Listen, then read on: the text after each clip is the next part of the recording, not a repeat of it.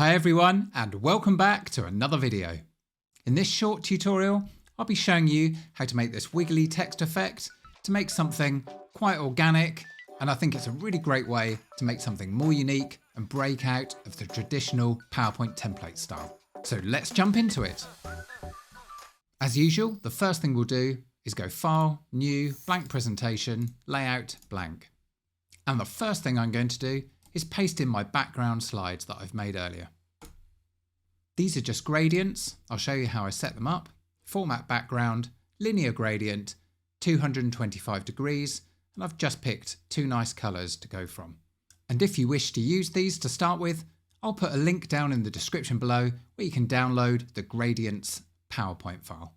So the first thing we need to do is create the first text item, and I'm going to be using the font Mansalva.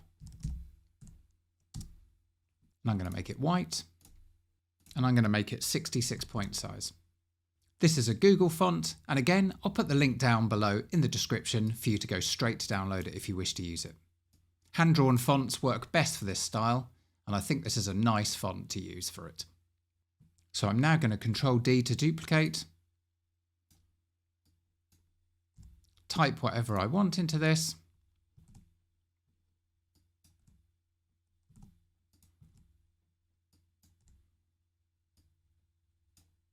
and then move and rotate as I feel is good, which is quite arbitrary, but whatever you think looks good.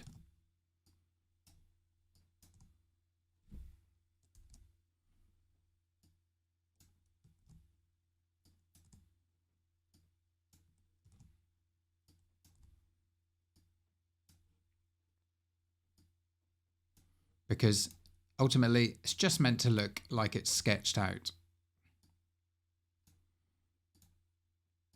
So now we've got our basic words, and I'm just going to add the animation to create the wiggly effect. And we can do this with two different animations. So we'll click on the M and we'll add the first animation, which will be a teeter. Click to go into the animation pane and double click. We need to do a couple of things in here. We need to go to timing, and I like to choose very fast, and then repeat, and we'll choose until end of slide. So that's the first effect we're going to use. We're also going to add one more animation to that, so we'll click again, and to add an animation it's important to press the add animation button, because otherwise it will replace the teeter with whatever you choose. And we're going to add spin, which initially goes 360 degrees round and looks a bit odd on this particular animation. So we'll double click on it. We'll choose custom. We'll choose a couple of degrees. So say 2 will be fine for this. And it's important to press enter so it saves it. And the next thing we want to do is click auto reverse. And then again, we'll go into timing and we'll choose repeat until end of slide. So that's just going to carry on going until we go to the next slide. And the auto reverse means it's going to rotate 2 degrees clockwise and then back 2 degrees anti-clockwise. So we need to make this a lot faster. It defaults to 2 seconds. I'm going to put it onto 0.25 seconds. And then on start, I'm going to choose with previous. Everything on this will be with previous, so it'll all happen at the same time. And we just need to make sure that the first animation happens with previous as well. Looking good. We're just going to add some similar animation to the other characters, and it won't be exactly the same because it will look too similar. We want it to have a nice kind of random effect to make it look good. So on the Y, I'm going to select custom, 3 degrees on this one, press enter, auto reverse, okay. Going to take the time down to something like 0.5, and I'm also going to put slight bounce end on it. Doesn't matter how much it is. And then start with previous. That just needs to be a bit faster, so I'll put it down to 0.25. We also need to turn on the repeat until end of slide.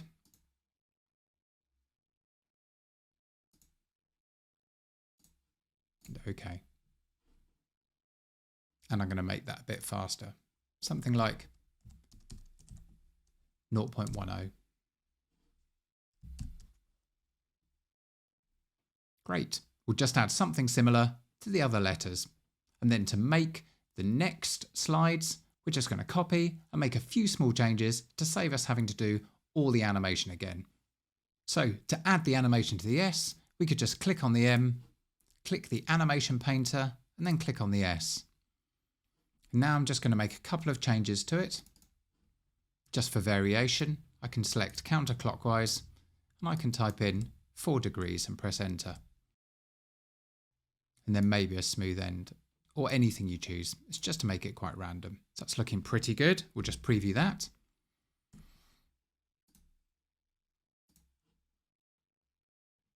And if we double click the animation painter, we can apply it to all of these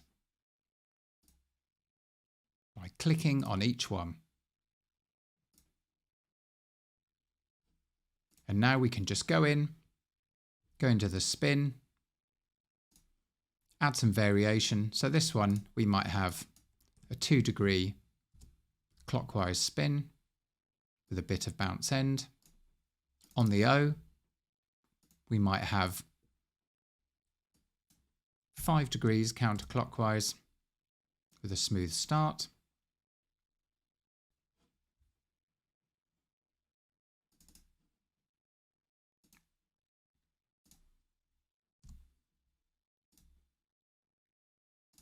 Six degrees on the R, and finally the Y on this particular page.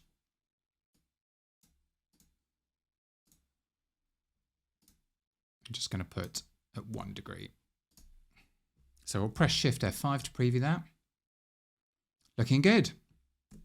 So let's create the other slides very quickly by copying these and making some very small adjustments.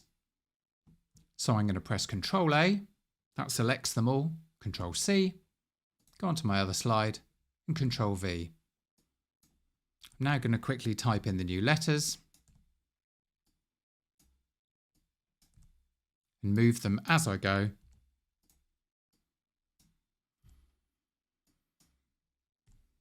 And to create some variation, you can move them and rotate them slightly. You can also go in and adjust the animation if you feel you want to create some more randomness. Looking good. We'll just put in the next 3 slides to finish off. Remember, Control A to select them all, Control C, go on to the next slide, and Control V.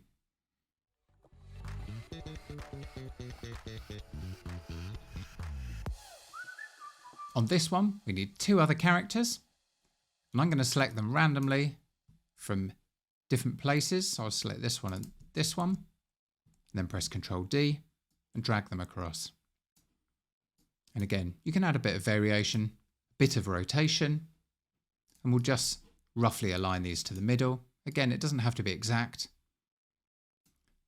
You can't group these and align them because if you group them, it will lose all the animation. But a little trick when you want to align a lot of things that are individual and have animation, I can just draw a rectangle that's the right size over these and align it to the middle, then center back. You can see exactly where the middle is now, so you can select them all and put them in exactly in the middle if you wish. And now delete the rectangle. So that's a quick way of aligning multiple things to the middle if they've already got animation on individually. We'll just quickly put the text into the last couple of slides.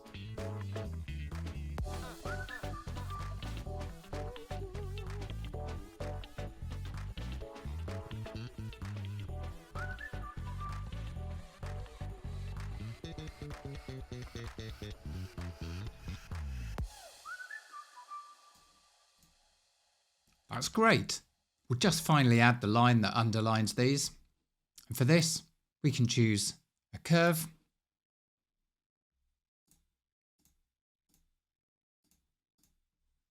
I'll just roughly draw it in. We'll click on it, format shape, change it to white, make it as thick as we want. probably about 5 point. I can also change the sketch style, freehand for this. Then I'll go to animations, choose wipe, effect options, choose from left. I think I want it to have round ends as well to match the text. So I can choose cap type. You have 3 options in here and I'll choose round. That puts it round at the end rather than squared.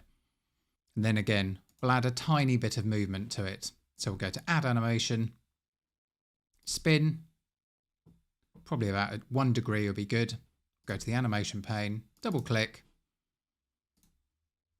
go to custom, 1 degree, press enter, auto reverse. We want to make sure that it's pretty quick. So I'm going to put this down to 0.25, then shift click to select both of these and choose with previous. Now everything will happen at the same time in this slide. So the one thing we just need to add to here is to go to timing and repeat until end of slide. Excellent. So we'll just play from the start. So there we've got our wiggly text in a cartoon style, and it just breaks out of the traditional PowerPoint and gives you an understanding of what you can do with a rather limited amount of built-in effects in PowerPoint if you tweak them and adjust them to get the look that you're going for. I hope you enjoyed this short video. Hit subscribe if you want to see more, and I'll see you in the next one. Thanks for watching.